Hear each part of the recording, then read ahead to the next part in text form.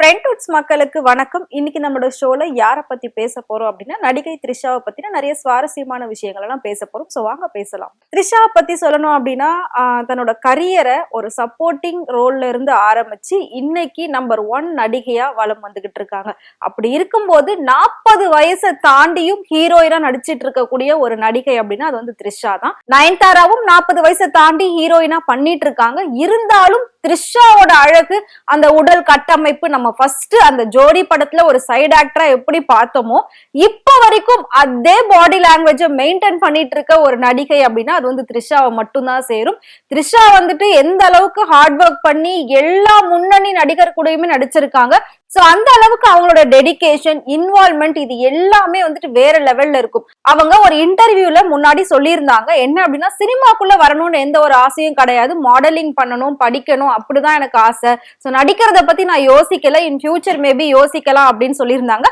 ஆனா இன்னைக்கு நடிப்பை வந்து அப்படியே மென்னு சாப்பிடுற அளவுக்கு வளர்ந்துட்டாங்க. அவ்வளோ பெரிய ஒரு நடிகையா வளர்ந்துட்டாங்க. அது மட்டும் இல்லாம பொன்னியின் செல்வன் படத்துக்கு அப்புறமா த்ரிஷாவை கொண்டாடாதவங்க யாருமே கிடையாது. அவங்கள மாதிரி மேக்கப், ட்ரெஸ்ஸிங்ஸ் எல்லாமே பாத்தீங்கன்னா பயங்கர பாப்புலர் ஆச்சு.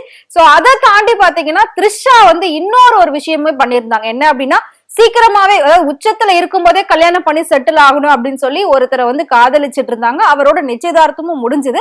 அதுக்கப்புறம் 2 பேருக்குள்ள ஒரு மிஸ் அண்டர்ஸ்டாண்டிங் ஏற்பட்டு அந்த நிச்சயதார்த்தம் அப்படியே நின்னு போயிடுச்சு. சோ இப்ப வரைக்கும் கல்யாணத்தை பத்தி த்ரிஷா வாய் திறக்காம இருக்காங்க. இப்பெல்லாம் ரசிகர்கள் ரொம்ப அதையே கேட்க ஆரம்பிச்சுட்டாங்க.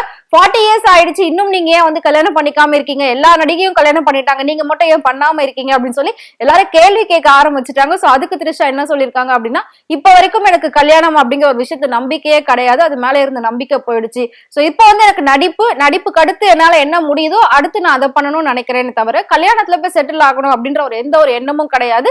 இன் ஃபியூச்சர், அதாவது இன்னும் பல வருடங்கள் கழிச்சு கடவுள் எனக்கு கல்யாணம் பண்ணிக்கணும் அப்படின்னு ஒரு ஆணை இட்டாரு அப்படின்னா மேபி நான் அதை செய்யறதுக்கான வாய்ப்பு உண்டு. அது அங்க இருந்து எப்ப வருதோ அப்பதான் நான் அக்செப்ட் பண்ணிப்பேன். சோ நானா அதை தேடி போக மாட்டேன். எனக்கு அப்படி ஒரு தாட் இல்லவே இல்லை. இருக்கிற வரைக்கும் சினிமாவிலே இருந்து வாழணும், சினிமாவிலே இருந்து சாகணும், அதுதான் என்னோட ஆசை அப்படின்ற மாதிரி த்ரிஷா சொல்லியிருக்காங்க. இதை தாண்டி இன்னும் ஒரு பேரு புகழுக்கு சொந்தக்காரியா ஆயிருக்காங்க த்ரிஷா. என்ன அப்படின்னா, த்ரிஷா நடிச்ச படங்கள்ல நிறைய படங்கள் ரொம்ப முக்கியத்துவம் வாய்ந்ததா பார்க்கப்படுது. அவங்களோட கேரக்டரா இருக்கட்டும், ஆக்டிங், டான்ஸ் எல்லாமே. சோ அப்படி இருக்கும்போது சம்திங் படத்தை பத்தி சொல்லணும் அப்படின்னா one of the best movie in Trisha அப்படின்னு வந்து சொல்லலாம். சோ அதுல அவங்களோட கேரக்டர் ரொம்ப சூப்பரா இருக்கும். அந்த படத்தை பத்தி சொல்லணும் அப்படின்னா அந்த படத்துல வந்து அண்ணன் தங்கச்சி பாண்டிங் இருக்கும், அந்த சென்டிமெண்ட் இருக்கும், லவ் சென்டிமெண்ட் இருக்கும். அதை தாண்டி லவ்வுக்கு அகைன்ஸ்டா இருக்கக்கூடிய பேரண்ட் இருப்பாங்க. சோ பேரண்டா, லவ்வா, பிரதர் சிஸ்டர் பாண்டிங்கா அப்படின்னு சுத்தி அந்த படம் வந்து வேற லெவல்ல எடுத்திருப்பாங்க. அந்த படத்துல த்ரிஷா நடிச்சிருந்தாங்க. தெலுங்குலயும் த்ரிஷாவும் சித்தார்த்தும் சேர்ந்து அந்த படத்தை நடிச்சிருந்தாங்க. சோ த்ரிஷா நடிச்ச இந்த படத்தை 9 லாங்குவேஜ்ல ரீமேக் பண்ணிருக்காங்க. சோ அந்த அளவுக்கு ஒரு பேர் வாங்கின நடிகை அப்படின்னா அது வந்து த்ரிஷா மட்டும்தான். இது வரைக்கும் எந்த நடிகைக்கும் இப்படி ஒரு வாய்ப்பு கிடைச்சது கிடையாது. ஒரு சில படங்கள் எல்லாம் மத்த லாங்குவேஜ்ல ரீமேக் பண்ணுவாங்க, இருந்தாலும் ஒரு 2-3 லாங்குவேஜ்ல பண்ணுவாங்க. மேக்சிமம் நமக்கு தெரிஞ்சது வந்து மலையாளம், தெலுங்கு, ஹிந்தி இப்படிதான். இன்னும் இதை தாண்டி இந்தியாவுல நிறைய லாங்குவேஜஸ் இருக்கு, நிறைய சினிமா இருக்கு. சோ அப்படி இருக்கும்போது 9 லாங்குவேஜ்ல ரீமேக் செய்யப்பட்ட ஒரு ஹீரோயினோட படம் அப்படின்னா அது வந்து த்ரிஷாவோட சம்திங் படம் தான். சோ அந்த அளவுக்கு த்ரிஷாவோட ஆக்டிங் இருக்கு. த்ரிஷாக்கு இப்படி ஒரு பேரும் புகழுமே வந்து கிடைச்சிருக்கு.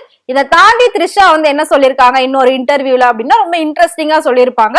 ஏற்கனவே வந்துட்டு த்ரிஷாவை பத்தியும் விஜய், அதாவது தமிழக வெற்றி கழக தலைவர் விஜயை பத்தியும் நிறைய கிசுகிசுக்கள், நிறைய விமர்சனங்களை நம்ம பார்த்துட்டோம், பேசிட்டோம்.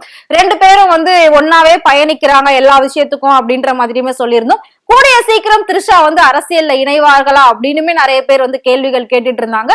சோ த்ரிஷா வந்துட்டு கொடி அப்படின்ற ஒரு படம் பண்ணியிருந்தாங்க. அதுல ஒரு அரசியல்வாதி எப்படி அடுத்தடுத்த லெவலுக்கு போவாங்களோ அந்த மாதிரி நுணுக்கமான ஒரு அரசியல்வாதியா த்ரிஷா நடிச்சிருப்பாங்க. சோ இதெல்லாம் வச்சு பார்க்கும்போது ரசிகர்கள்லாம் என்ன சொல்றாங்க அப்படின்னா, கூடிய சீக்கிரம் விஜயோட கட்சியில போய் த்ரிஷா சேர்ந்துருவாங்க. சோ த்ரிஷாக்கு வந்து சிஎம் ஆகணும் அப்படின்ற ஒரு ஆசை இருக்கு, உள்ளுக்குள்ள ஒரு கனவு இருக்கு. அத அவங்க இதுக்கு முன்னாடி 90s டைமிங்ல ஓப்பனாவே ஒரு இன்டர்வியூல சொல்லியிருப்பாங்க. சோ சிஎம் ஆகணும் அப்படின்னு சொல்லி, மேபி சிஎம் ஆக முடியலனாலும் சிஎம் கூட இருக்கணும் அப்படின்ற மாதிரி விஷயம் இப்ப வந்து இருந்துட்டு இருக்கு. சோ த்ரிஷா விஜய் மாதிரியே சினிமாவை விட்டுட்டு அரசியலுக்கு போயிடுவாங்களா, சோ விஜயோட கட்சியில சேர்ந்துருவாங்களா, சோ இல்லனா சினிமா நடிகையாவே இருந்து சினிமாவிலே இருந்து செத்து போயிடணும் அப்படின்னு சொன்னாங்களே, அது உண்மையாகுமா இல்ல அரசியலுக்கு போறது உண்மையாகுமா? சோ இதெல்லாம் எப்படி நடக்கும் போது முன்னாடி விட இப்ப ரொம்பவே அதிகமான ஃபேன் ஃபாலோவர்ஸ் வந்து த்ரிஷா வச்சிட்டு இருக்காங்க. சோ அவங்க எந்த ஒரு போஸ்ட் போட்டாலுமே அதுக்கு மில்லியன் கணக்குல லைக்ஸ் போயிட்டு இருக்கு. சோ அந்த அளவுக்கு இப்ப த்ரிஷா வந்து ஃபேமஸா இருக்காங்க. நான் முன்னாடி சொன்ன மாதிரி 40 இயர்ஸ்ல ஒரு நடிகை டாப்ல இருக்காங்க அப்படின்னா அது வந்து நயன்தாரா இருந்திருக்காங்க. இப்போ வந்து த்ரிஷா தான் அதிகமா இருந்துட்டு இருக்காங்க. சோ உங்களுக்கு த்ரிஷாவை பிடிக்கும் அப்படின்னு நினைச்சீங்கன்னா மறக்காம அவங்கள பத்தி கமெண்ட் பாக்ஸ்ல கமெண்ட் பண்ணுங்க. இதே மாதிரி சினிமா நடிகர் நடிகைகளை பத்தின நிறைய சுவாரஸ்யமான விஷயங்கள், நிறைய இன்ட்ரெஸ்டிங்கான விஷயங்கள், உண்மையான விஷயங்கள் தெரிஞ்சுக்கணும் அப்படின்னு நினைச்சீங்கன்னா மறக்காம ஃப்ரெண்ட் டூட் சேனலை ஃபாலோ பண்ணிக்கோங்க.